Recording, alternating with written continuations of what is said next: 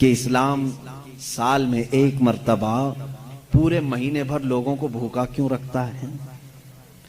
بھوکا کیوں رکھتا ہے جبکہ یہ انسان کی فطرت کے خلاف ہے؟ انسان کھانا پانی پسند کرتا ہے اور آپ اس کے کھانے پانی کو روک رہے ہیں۔ تو میں پہلا جواب تو یہ دوں گا کہ روزے رکھنے سے کتنے مسلمان مر گئے؟ پہلی بات یہ ہے، اگر ہر سال ایک مہینہ رمضان میں اسلام اپنے ماننے والوں کو روزے رکھواتا ہے تو پھر یہ مسلمانوں کا صفایا ہوتے رہنا چاہیے۔ اگر یہ صحت کے خلاف ہوتا تو، اگر یہ ہمارے جسم کے خلاف ہوتا روزہ رکھنا، تو اسلام میں ہر سال رمضان کے ٹائم پہ لاکھوں کی موت ہو جانا چاہیے، بھوک سے مر گئے، بھوک سے مر گئے۔ اب تک تو اسلام ہی نہیں ہوتا 1400 سال سے۔ میرے عزیزو، اب میں آؤ ان کی نقلی دلیل بھی اگر بتا دوں، نقلی کا مطلب نقل کی ہوئی، ان کے جو ریسرچ اسکالر ہیں انہوں نے خود کہا ہے۔ آج میں 2-4 روز سے ڈائٹنگ پلان دیکھ رہا تھا کہ ڈائٹنگ پلان میں کیا ہوتا ہے جسم کو صحیح رکھنے کے لیے، فاسد مادات کو دور کرنے کے لیے۔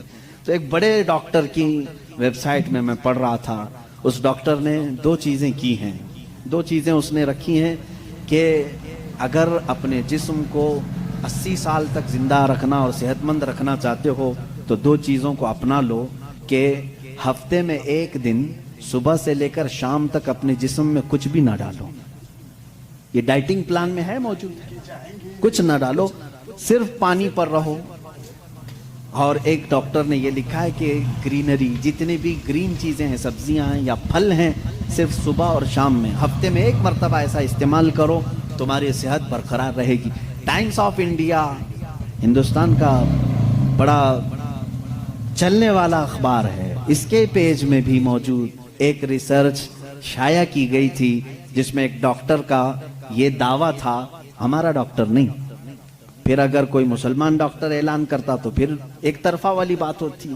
نان مسلم ڈاکٹر نے اپنے ریسرچ میں یہ کہا ہے کہ ہم نے بہت غور سے دیکھا کہ صبح سورج نکلنے سے پہلے سے لے کر شام سورج ڈوبنے تک اگر کوئی 1 مہینے تک اس طرح بھوک برداشت کر سکتا ہے تو اسے کینسر نہیں آئے گا۔ اس نے کہا ہے کہ کینسر کا اس چیز میں علاج دیکھا گیا ہے کہ جسم کے اندر کے فاسد مادے نکل جائیں گے۔ میں پھر چیلنج کرتا ہوں، اور لاؤ کوئی دوسری بات جس میں ایسا کوئی حکم ہو اسلام کا جو انسانوں کے لیے بھاری ہے۔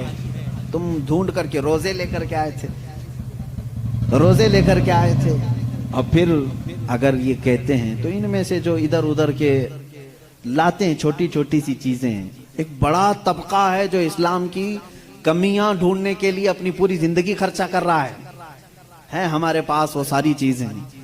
قرآن کو خوردبین لگا کے، مائکروسکوپ لگا کر کے پڑھنے والے لوگ ہیں کہ کہیں تو کچھ نکل جائے، مل جائے۔